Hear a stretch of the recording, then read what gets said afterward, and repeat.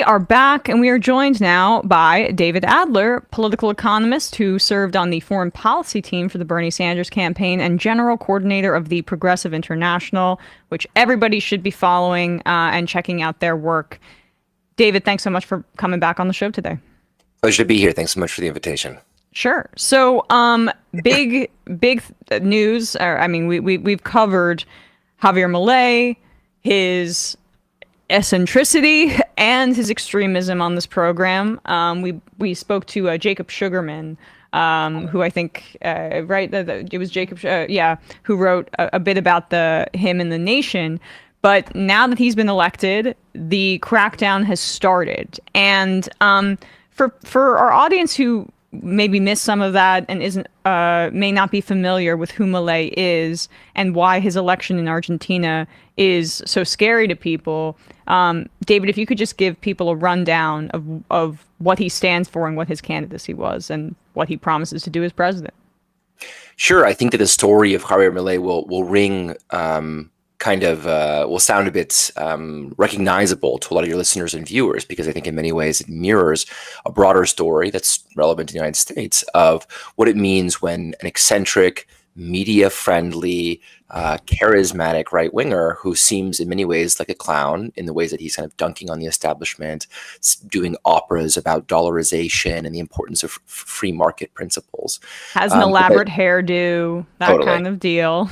But I think that these eccentricities always belied a very serious and a very dangerous vision of Argentine political economy. So it was always clear that Javier Milei was playing with a considerable degree of very righteous discontent among the people of Argentina, who had just lived through a single year, degree of inflation that basically meant, their life savings was flitting away, and playing with that discontent with a false vision, but a very potent one, of how to recreate Argentine glory, how to revive the Argentine economy, how to guide Argentina into a new global economic configuration in which the individual would be liberated from the shackles of state support. So there's two aspects that I think that need to be emphasized. One is the danger, the potency of that particular political economic vision, that hyper and sort of anarcho-capitalistic vision that Javier Milei has. And the other is the broader coalition that he formed, because it wasn't Javier Milei that entered power together alone. Rather, he entered power in coalition with what you might call the law and order right. So we're 1 week into this presidency, and we see two major components here that each of which are kind of represented by those two aspects of the coalition. One, the more anarcho-libertarian aspect that Javier Milei heads up, and one, the more law and order one, represented by his Justice Minister, Patricia Bullrich. I'll start with the second one, because the one that you mentioned him in the outset of the program, which is this total crackdown on civil society. So just days into the presidency, Patricia Bullrich, with support, of course, of the presidency of Javier Milei, announced this unprecedented crackdown on street protests. Now, for them, they say it's just, for people who block traffic. But of course, any form of street protest is going to involve blocking the circulation of traffic. And Argentina has such a rich tradition. I mean, everything from recovering democracy from its military dictatorship to winning some of the most powerful rights of universal education and a pension and labor, right? Some of the most potent and mobilized trade unions in the world, who rely on this civil social weapon of street protests. So they come out with this decree, this law and order decree, that basically says, if you're there, we're going to strip you of all social welfare support from the state, no matter how poor you are, no matter how desperate you are, no matter how much need you may have, right? So you could be in that trapped position of a marginalized Argentine citizen where you're marching because you don't have access to decent health, housing, or education. And because of that, you're stripped of little support that you have. But on top of that, they're going to report you to the migration authorities in case you're a migrant, so that you may be stripped also of your residency permits to live in Argentina. They're going to form a national registry of all agitating organizations. If this is ringing a bit fascistic, I don't think that's an accident. And of course, they're sending out the armed forces, the diverse federal forces at their disposal, to break strikes, to crack down and arrest protesters, and of course anyone can be arrested for circulating traffic. So the phrase they're using is, he who blocks traffic does not get support from the state, but it's even more dangerous than that, because they're really threatening to basically criminalize any form of street-based dissent.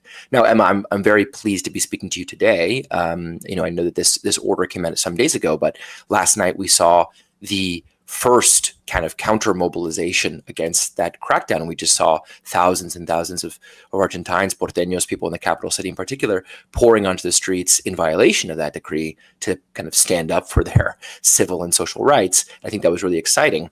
And the narrow reason for that mobilization, if we can come back to the question of what is the coalition that brought Javier Milei to power, I talked a bit about the law and order aspect of it, but the liberalization aspect of it is just as important. So yesterday, Javier Milei gave his first major decree to the nation from his office of the presidency inside the Casa Rosa, the presidential palace, which is unprecedented in the history of Argentina.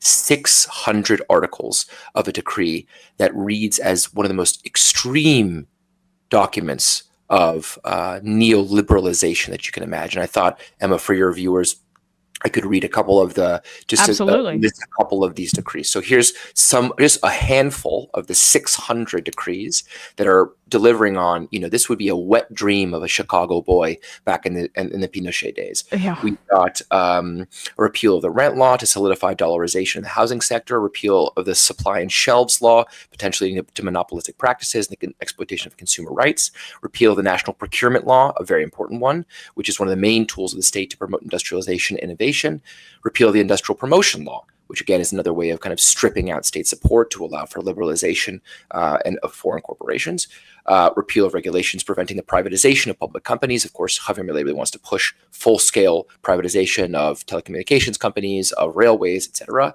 Reform of the customs codes to prohibit any kind of export controls to protect the Argentine economy from total colonization from foreign corporations, repeal of the land ownership law, enabling significant foreign ownership of land in the country. And all of these decrees, all of them basically bypass Congress. So the way that it's working, the way that it works in Argentina is that this 600-point decree, which again, I think will go down in history as one of the most extreme forms of shock therapy ever delivered to any country over the past 100 years, only needs the support of one of the houses of Argentine Congress or their silence, their kind of non-resistance to this. And so, I think it's not in combination of this kind of law and order and the extremity of the economic program and the criminalization of opposition to the economic program.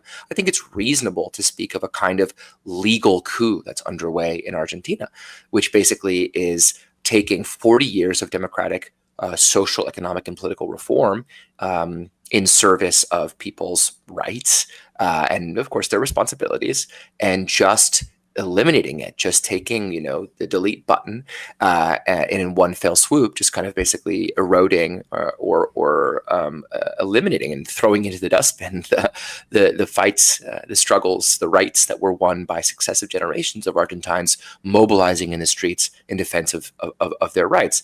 And the question then becomes, is Argentine society going to put up with this? Milei, as I'm sure you've mentioned on the show, won by 11 points. Comes into power with a very significant mandate. And I think it would be wrong of us to pretend like this was some minoritarian gesture that doesn't command a lot of popular support. So there's a deeper question about what it means to engage with Argentine society in this moment, what it means to kind of create a front line of civil defense. And I think that's a common story that we're seeing, whether it's in the United States with Donald Trump, or whether it was with Bolsonaro, or any of these figures who, we can't deny the popular mandate that lifts them to power. Of course, in the U.S., we can talk about all we want about an electoral college that's structured in ways to deny, the actual manifestation of the popular vote. But it's kind of beside the point. Like, there's still a huge proportion of our country of origin, the United States, but these other countries across Latin America, where these kind of cretinous, right-wing, hardcore extremists really do command a lot of power and support. So the question becomes how to make visible the clear and imminent threat that this decree poses to people's most fundamental and constitutional rights. And for all this to be happening on the 40th anniversary of Argentina winning back its democracy from that U.S.-backed military junta, I think is even more depressing. So that's kind of the broader conjuncture of where we're at. I'm sure I can go into any one of those points more specifically. Oh, absolutely. I mean, there's so much there, but you really, really summarize it quite well. And so I guess I want to move backwards to the crackdown and the, basically criminalization of protests and start from the root causes here of Javier Milei's rise and why he was set up to be a kind of establishment brick thrower in the way that, you alluded to Trump, obviously, but this is much more in a fascist tradition, immediately so, especially given the margin of his victory, as you say. But why did the Argentinian left fail so much to beat this back? And I would not, left I'm saying very broadly here, but there is obviously a tradition in Argentina of Peronism. I'm not exactly sure if I'm, but obviously evoking Perón and that history of left-wing politics. My understanding is that Milei's opponent was a basically kind of anodyne, milquetoast centrist, and that was not galvanizing. Again, we've seen this before. But what were the conditions that led to the economic desperation, and then also the political conditions that didn't produce an inspiring candidate to oppose such an extremist?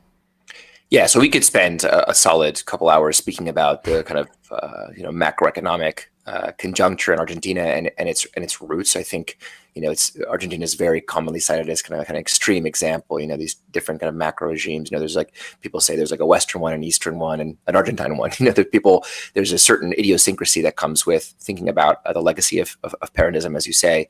But the most narrow cause, if I had to identify one, brings us back to the government of Mauricio Macri, who was a close ally of Javier Milei and was an out-and-out extremist neoliberal who was the president just before Alberto Fernandez, so from 2015 to 2019. And what happens with Mauricio Macri in 2018 is, the country is doing poorly, macroeconomically speaking. Inflation's rising, employment is stagnating, and Argentina is approaching a balance of payments crisis. And so Mauricio Macri reaches out to our old friend, the IMF, in DC, and requests a loan that is the largest loan in the history of the fund, over $40 billion. Which, if you look at the letter of the law at the IMF, actually violates the bylaws of the IMF because there was absolutely no analysis of whether or not that loan was going to be sustainable, was payable, or whether it was just saddling this country with an untold amount of debt that was going to be very difficult for the country to get out of. And that, of course, raises lots of questions, which many lawyers, investigators, journalists have been investigating, which is how did Mauricio Macri convince the IMF to grant this loan against its own bylaws, running roughshod over its own review. I don't think you have to be a conspiracy theorist to wonder whether that had something to do with, Donald Trump in the presidency, wanting to float this neoliberal ally in Argentina against its more left-wing opponents, and therefore the Treasury kind of giving a green light to the IMF to violate its own bylaws to hand out this giant loan to Mauricio Macri. Now, where did that money go? Where does the $40 billion go? Does it go to immediate investments in urgent issues like health or education or housing? No, it goes immediately into the country and back out to pay out Argentina's private creditors. So all it was basically a handout to Mauricio Macri's friends who were working in foreign banks in Argentina, leaving the country in just $40 billion of debt. Now that's an extreme amount of debt that requires extreme amounts of adjustment, if we want to use that word, to repay. And on top of that, the IMF just be a little cherry of cruelty on top of the whole package, illegal package, an illegitimate package of debt, starts charging these surcharges to say, oh, we're just motivating you to pay us back on time by throwing an extra 2% on top of your interest and principal, because it's going to be a good way for you to get your house in order so you pay us more quickly. The surcharge isn't for us, it's actually for you. So, this is a policy that the IMF maintains to this day. And so over the course of 4 years of, fairly moderate macroeconomic management under President Alberto Fernandez, and later on under his economy minister, Sergio Massa, who, as you mentioned, was the candidate that was pitted against Javier Milei, the economy just gets worse and worse, and inflation gets higher and higher. And, my position on this, I think, is that we shouldn't be surprised because about Javier Milei's arrival, even with such an extreme program, right, of both the law and order, iron fist on the one hand, and the extreme neoliberal libertarian project on the other, because I think, hyperinflation creates monsters. When people see their hard-earned money just buy them less and less at the shop, when they enter into extreme periods of economic uncertainty, I think we shouldn't be surprised to see that someone who comes along with a very potent vision of how to fix the country, how to put it back on a track of economic growth and stability, who presents a very, a kind of false sort of golden calf of dollarization there, and asks everyone to kneel and pray to this idea that Argentina is going to close the central bank and it should become, a dollarized country, which it's not going to be. We're not seeing these moves now. They're trying to buy time, but that's kind of explains a bit about where how it's possible, this very strange moment, which I think doesn't read as particularly legible to kind of more advanced democratic ears, when you have a guy at the podium giving a presidential speech in his first day as president saying, "You will be poor, things will get worse, inflation will increase, there is no money." Not even making promises, just saying it's going to be shit and you're going to enjoy it.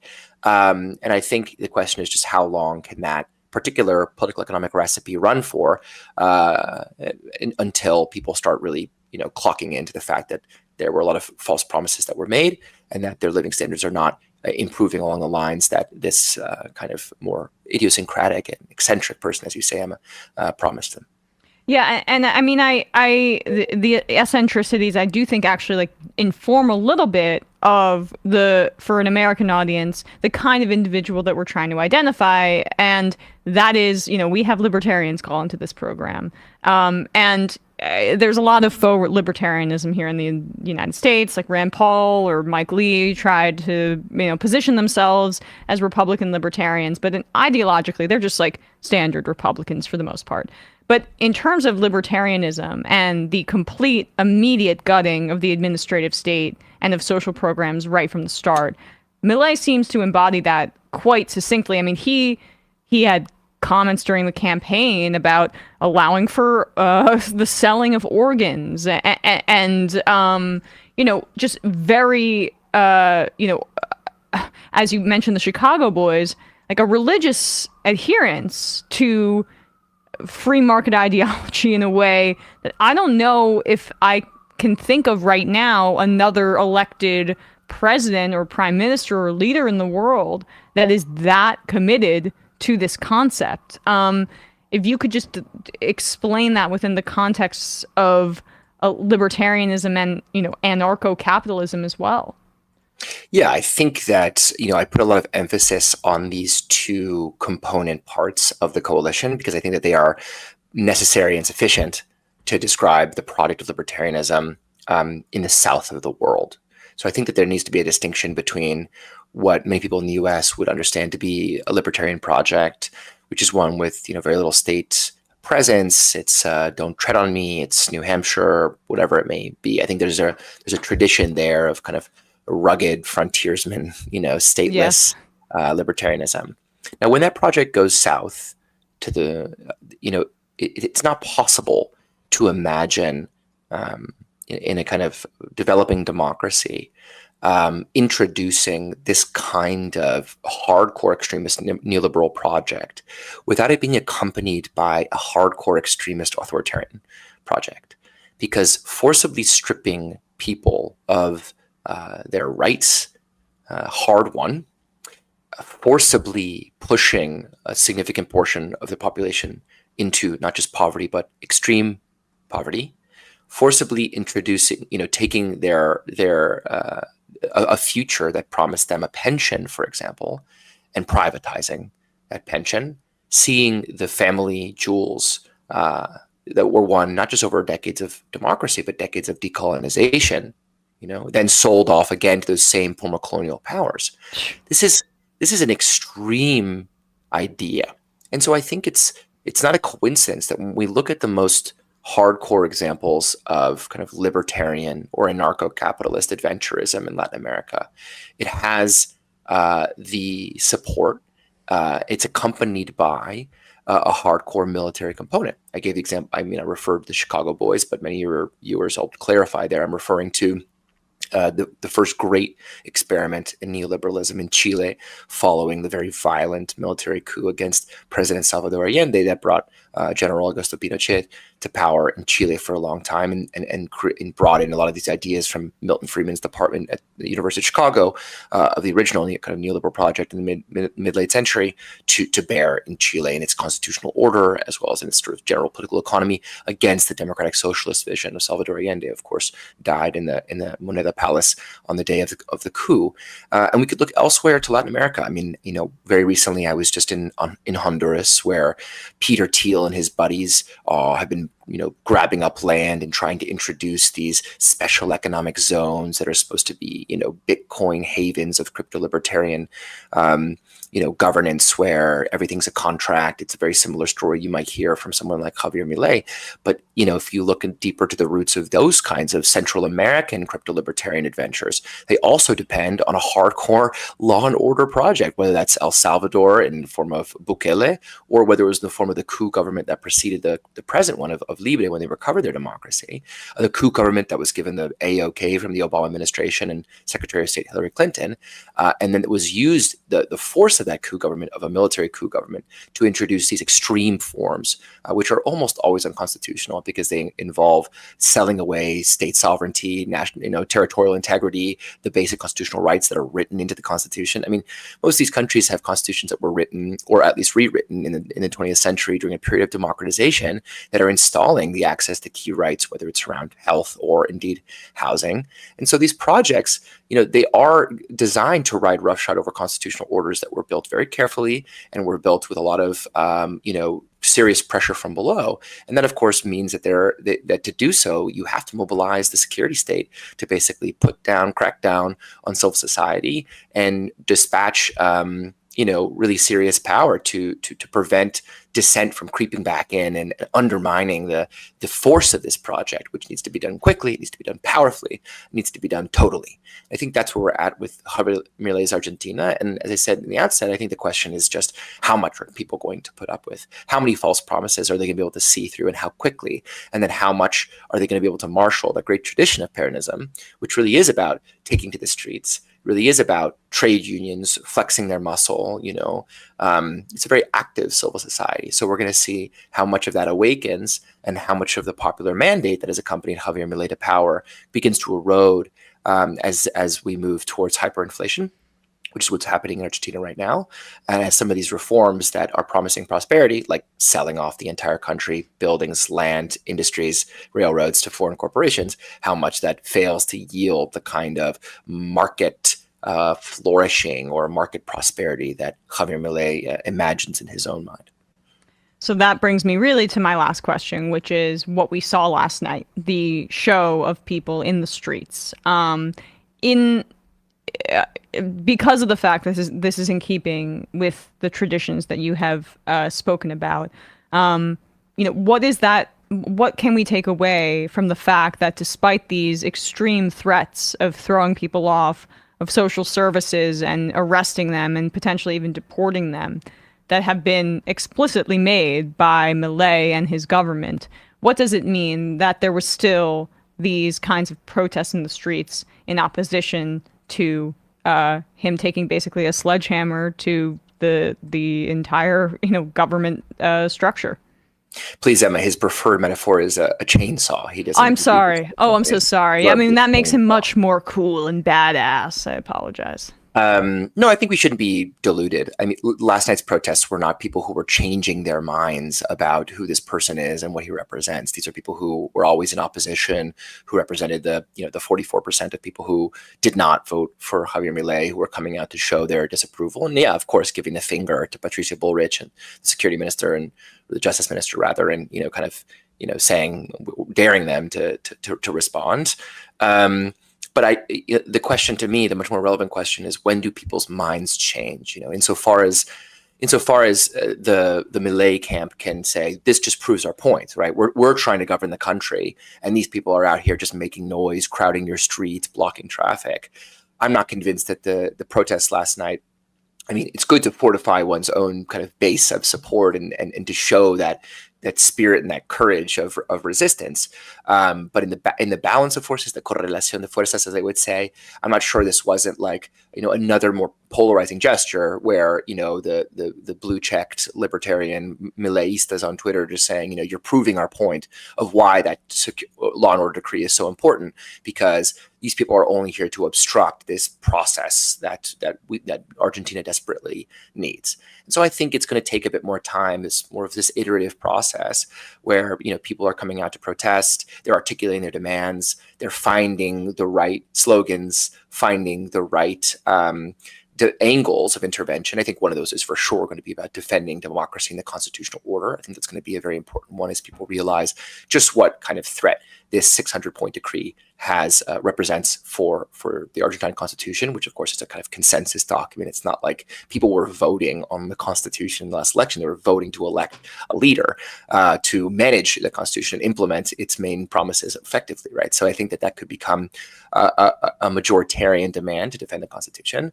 But we are at risk, as with any highly polarized political context, of people just reading the protests through their own lens, either as evidence that Milei, from the more kind of diluted, or you might say hopeful side, evidence that Milei is not going to get away with it, which I think is probably wrong. I think he will get away with like a significant proportion of this agenda.